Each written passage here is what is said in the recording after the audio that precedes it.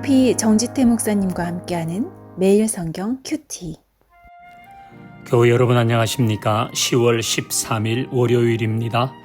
역대하 24장 17절부터 27절을 묵상합니다. 여호야다가 죽은 후에 유다 방백들이 와서 왕에게 절하매 왕이 그들의 말을 듣고 그의 조상들의 하나님 여호와의 전을 버리고 아세라 목상과 우상을 섬겼으므로 그 죄로 말미암아 진노가 유다와 예루살렘에 임하니라. 그러나 여호와께서 그들에게 선지자를 보내사 다시 여호와에게로 돌아오게 하려 하심에 선지자들이 그들에게 경고하였으나 듣지 아니하니라. 이에 하나님의 영이 제사장 여호야다의 아들 스가랴를 감동시키심에 그가 백성 앞에 높이 서서 그들에게 이르되 하나님이 이같이 말씀하시기를 너희가 어찌하여 여호와의 명령을 거역하여 스스로 형통하지 못하게 하느냐 하셨나니 너희가 여호와를 버렸으므로 여호와께서도 너희를 버리셨느니라 하나 무리가 함께 꾀하고 왕의 명령을 따라 그를 여호와의 전뜰 안에서 돌로 쳐 죽였더라. 요아스 왕이 이와 같이 스가랴의 아버지 여호야다가 베푼 은혜를 기억하지 아니하고 그의 아들을 죽이니 그가 죽을 때에 이르되 여호와는 감찰하시고 신원하여 주옵소서 하니라. 1주년 말에 아람 군대가 요아스를 치려고 올라와서 유다와 예루살렘에 이르러 백성 중에서 모든 방백들을 다 죽이고 노략한 물건을 다메섹 왕에게로 보내니라. 아람 군대가 적은 무리로 왔으나 여호와께서 심히 큰 군대를 그들의 손에 넘기셨으니 이는 유다 사람들이 그들의 조상들의 하나님 여호와를 버렸음이라. 이와 같이 아람 사람들이 요아스를 징벌하였더라.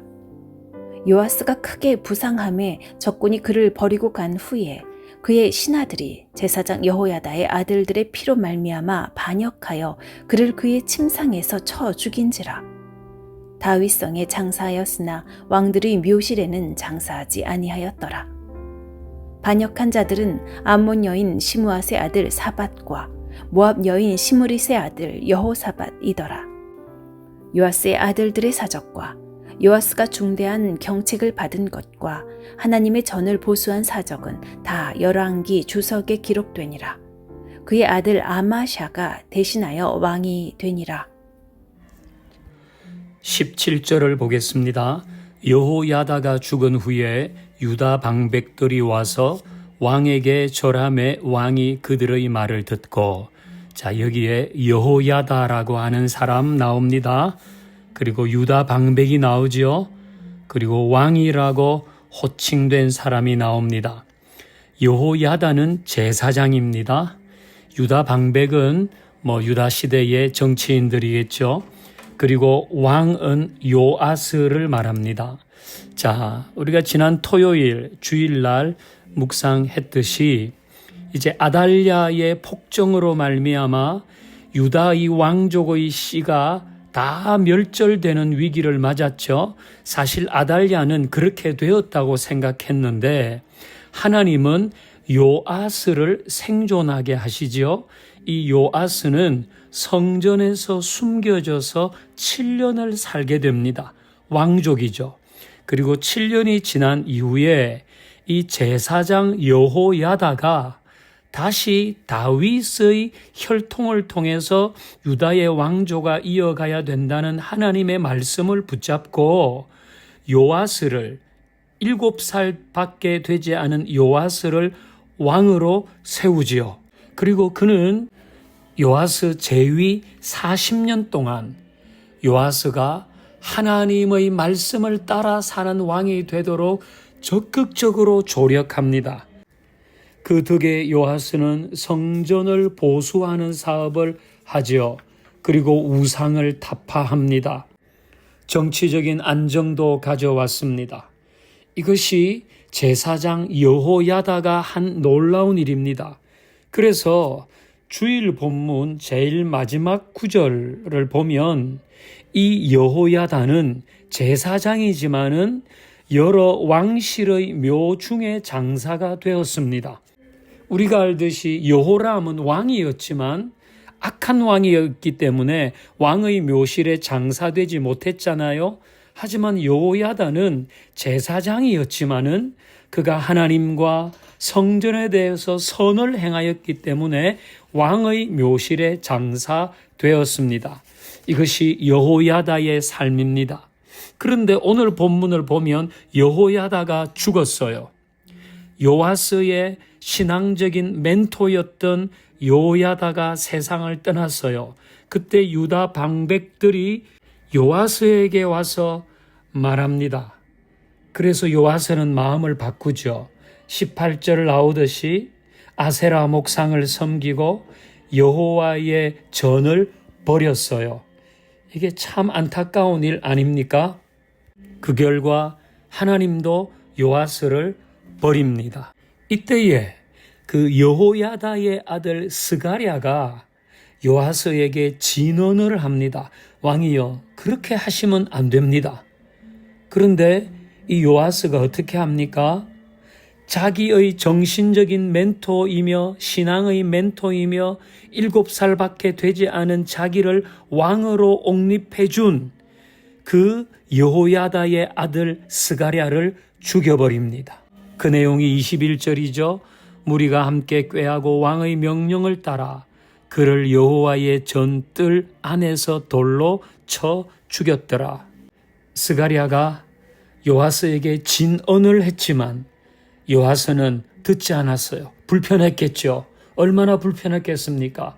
이 스가랴의 아버지가 여호야다이고 그 여호야다가 자기를 왕으로 세워주고 자기를 신앙적으로 지도해 줬는데 그 아들 스가랴가 와서 진언하니까 얼마나 불편했겠어요.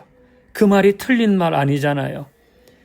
요아스는 그 불편함을 뭉개버리고 스가랴를 죽여버립니다. 죄를 돌이키라는 하나님의 말씀은 불편할 수밖에 없습니다. 그러나 하나님은 불편함이 우리를 깨우칠 계기가 되기를 바라면서 계속 말씀하시는 것입니다. 그 말씀을 들었어야 되는 겁니다. 자, 요아스는 어떻게 됐을까요? 요아스는 결국 그의 침상에서 신하들에게 죽게 됩니다. 25절 마지막 부분에 보면 그는 역시 왕들의 묘실에 장사되지 못했습니다. 하나님을 버린 요아스를 하나님도 버리신 것입니다. 스가랴를 통해서 다시 기회를 줬지만 요아스는 그 얘기에 귀를 기울이지 않았던 것입니다. 자, 오늘 본문 전체를 보면 이 요아스는 7살 때 왕이 되었고 여호야다의 신앙적인 지도를 받아서 40년간 왕위에 있었습니다.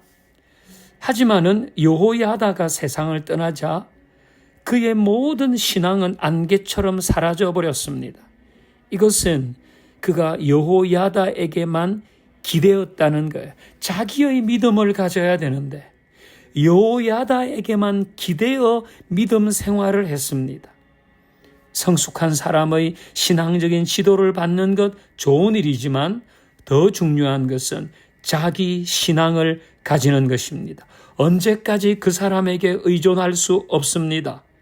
견고하고 흔들리지 않는 자기 믿음이 있어야 한다는 것입니다.